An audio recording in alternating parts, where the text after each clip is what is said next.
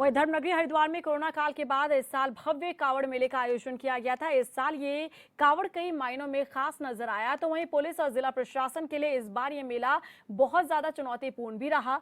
वहीं कावड़ मेले में सकुशल संपन्न होने के लिए एसएसपी ने कावड़ मेले में आए सभी कर्मचारियों और अधिकारियों का आभार जताया। हमारे संवाददाता मनोज कश्यप ने हरिद्वार वरिष्ठ पुलिस अधीक्षक डॉक्टर योगेंद्र सिंह रावत से खास बातचीत की।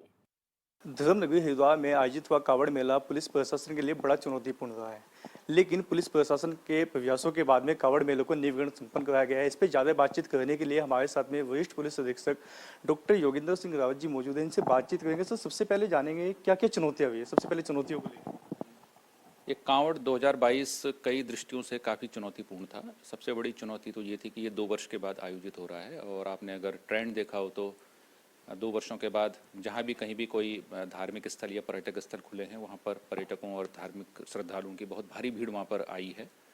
तो ये हम भी अपेक्षित कर रहे थे कि पिछली बार के मुकाबले अगर हम 2019 जब लास्ट प्रॉपर कांवड़ हुआ था उससे अगर हम कंपेयर करें तो काफ़ी बड़ी संख्या में कांवड़ियों को हम यहाँ पर एक्सपेक्ट कर रहे थे। तो सबसे बड़ी चुनौती तो जो संख्या है वही थी। दूसरा, इस बीच चूंकि हरिद्वार में काफ़ी सड़कों का जो सिस्टम है उसमें चेंज हुआ है, नए फ्लाईओवर्स नए हाईवेज बने हैं। इसके कारण जो पिछली व्यवस्थाएं हुआ करती थी या जो पिछला जो सिस्टम हुआ करता था उसमें एक पूरे आमूल-चूल परिवर्तन की ज़रूरत थी। एक नया प्लान की ज़रूरत थी जिसको तैयार करना भी एक इशू था। और तीसरा, जो इस समय थोड़ा सा एक धार्मिक या एक सांप्रदायिक माहौल जो चल रहा है उसको लेकर कई संवेदनशील पॉइंट हमारे सामने थे। और सोशल मीडिया में भी जैसे कि आप देख रहे हैं छोटी सी बात को भी बहुत तूल देकर प्रचारित प्रसारित कर दिया जाता है जिसके कारण की अव्यवस्था या कोई अनटूवर्ड इंसिडेंट हो सकती है। तो ये हमारे सामने ये सबसे बड़ी 3 चुनौतियाँ थी।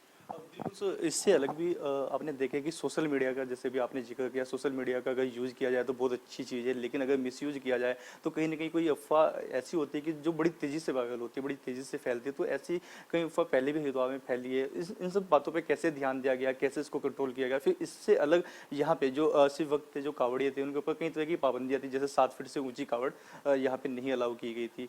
तो ये भी एक अपने आप में बड़ी चुनौती थी, क्योंकि इतनी भारी संख्या में जब यहाँ पे जो शिव भक्त है, कावड़िए जब आते हैं तो उनको रोक पाना किसी भी चीज़ों के लिए बड़ा मुश्किल हो जाता है। सोशल मीडिया पर कंट्रोल करने के लिए हमारे पास कई इसमें मैकेनिज्म थे। एक तो हमारा जो सोशल मीडिया सेल है वो लगातार 24 घंटे काम कर रहा था। हमारे सोशल वॉलंटियर्स हैं, जो डिजिटल वॉलंटियर्स हैं, जो कि डिफरेंट ग्रुप्स पे प्रचार प्रसार भी करते हैं और उन पे नज़र भी रखते हैं। किसी भी चीज़ को अगर कोई ऐसी अफवाह कोई उड़ती है तो उसको काउंटर करने का भी हमारे पास मैकेनिज्म था। हमारे जो डिफरेंट प्लेटफॉर्म्स हैं उसके थ्रू हम उनका काउंटर भी कर रहे थे। और इसके अलावा जो लोग इन चीज़ों का प्रचार प्रसार करते हुए जरा भी देखे गए तो हमारे द्वारा शुरुआत में ही उन लोगों के खिलाफ कार्रवाई कर दी गई, जिससे कि आने वाले और आगे के लोगों को भी ये एक क्लियर था कि अगर वो कोई गड़बड़ करते हैं तो वो इससे बच नहीं पाएंगे। बिल्कुल सर, देखिए कावड़ मेले के लिए एसपीओ यहाँ पे तैनात किए गए थे, स्थानीय लोगों की मदद ली गई थी। इससे अलग भी कई टीमें लगाई गई थी। कौन कौन सी वो टीमें थी और क्या सहयोग उनका मिला है? आपने देखे कि लास्ट टाइम में जब कावड़ का दूसरा पड़ाव था, एक झूठी अफवाह भी यहाँ पे फैली थी ट्रेन में बम मिलने की। ऐसे शरारती तत्व बहुत निकल के सामने आए। तो किस तरीके से उसका सामना किया? जैसा कि मैंने बताया कि कोई झूठी अफवाह थी तो हमने उसका काउंटर नैरेटिव या जो उसकी एक जो सच्चाई है वो लोगों के सामने रखी और जिन व्यक्तियों ने इन अफवाहों को फैलाया उनको तुरंत हमने गिरफ्तार किया। इसके अलावा इस जो पूरा कांवड़ मेला है इसमें कई स्वयंसेवी संगठनों ने और एसपीओज ने, विशेष रूप से करीब हमारे 700 से अधिक एसपीओज पूरे मेला क्षेत्र में थे, जो कि पब्लिक के लोग थे। इसमें कुछ व्यापारी थे, कुछ वर्कर्स थे, कुछ काम करने वाले लोग थे, कुछ सरकारी कर्मचारी भी थे। तो इन सब लोगों ने मिलकर हम लोगों को बड़ा हेल्प किया और जिससे कि कांवड़ मेला सकुशल संपन्न हुआ। जब डाक कावड़ की शुरुआत होती है, एक दिन में 50,000 से अधिक जो बाइकें होती है वो नीलकंठ के रास्ते को जाती है। वो जो अन्य जो प्रदेश है, उत्तर प्रदेश है, वो दिल्ली हरियाणा है, वहाँ से सब ये बाइकें आती है। लेकिन ऐसे में जब हमने देखे आम दिनों में जो ध्वनि प्रदूषण होता है और जो या फिर तीन सवारी करते हुए जो लोग होते हैं उनका चालान किया जाता है। आने वाले समय में क्या कुछ सुधार इसमें किए जाएंगे? कैसे इन लोगों को रोका जाएगा? क्योंकि कहीं ना कहीं ये हमने देखा है कि दर्जनों बाइकों में आग लगी है सिलेंसर हटाने को लेकर। ये एक आप सही कह रहे हैं कि ये एक बड़ी समस्या है और पिछले कुछ वर्षों में अगर देखा जाए तो जो कांवड़ के आखिरी 2-3 दिन होते हैं इसमें दसियों हज़ार की संख्या में, अगर मैं कहूँ तो करीब 40-50 हज़ार से अधिक इसमें दुपहिया वाहन यहाँ पर आते हैं।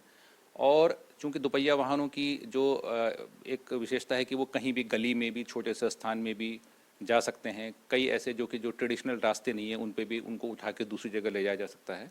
ये एक बड़ी समस्या है जिस पर कि न सिर्फ उत्तराखंड बल्कि आसपास के जो प्रदेश हैं उनको भी मिलकर इस पर विचार करना होगा कि कैसे हम इस समस्या से निजात पाएँ। जब कांवड़ एक बार शुरू हो जाता है और जब हमारे आखिरी दिन होते हैं तो हमारा ध्यान बजाय इस पे कि हम इन्फोर्समेंट करें कि किसका साइलेंसर निकला है, किसका नहीं निकला है, हमारा मेन ध्यान ये होता है कि हम सुरक्षित लोगों को उनके गंतव्य तक पहुंचाएं और सुरक्षित यहाँ से वापस जाएं। कावड़ मेले के दौरान कई हादसे हुए हैं। जल में डूबने से लगभग 5 लोगों की मौत हुई है, अटैक से मौत हुई है लोगों की, और सड़क दुर्घटना में सबसे अधिक मौतें निकल के सामने आई है। तो इन सब मामलों में कैसे कमी आए आगे के लिए? आगे भी यहाँ पे मेलों का आयोजन होता है हरिद्वार, क्योंकि एक ऐसा स्थान है जहाँ पे मेले के आयोजन होते रहते हैं, बड़े कार्यक्रम होते रहते हैं, भारी संख्या में लोग आते, चाहे वो सोमवती अमावस हो या फिर कोई गंगा स्नान हो, तो भारी संख्या में लोग पहुँचते हैं।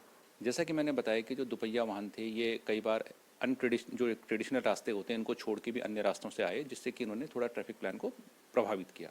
तो भविष्य में हम इस चीज़ का भी ध्यान रखेंगे, क्योंकि ये अपेक्षा की जाती है किसी भी आने वाले व्यक्ति से कि जो हमारा ट्रैफिक प्लान है उसको वो फॉलो करेगा, कम से कम अपनी लेन को फॉलो करेगा।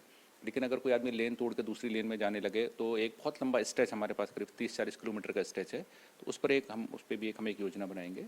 और जहाँ तक डूबने का प्रश्न है तो आपको मैं ये भी बता दूं कि करीब 72 से अधिक लोगों को डूबने से बचाया भी गया।